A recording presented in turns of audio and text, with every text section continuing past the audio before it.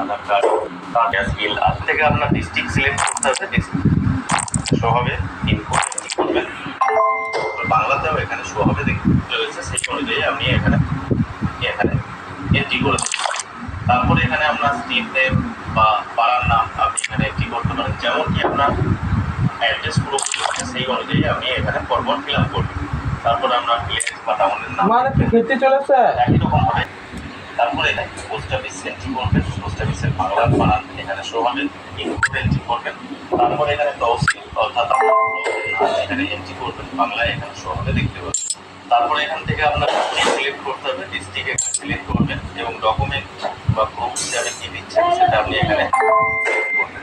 এখানে দেখুন ওয়াটার বিল, electric, gas bill.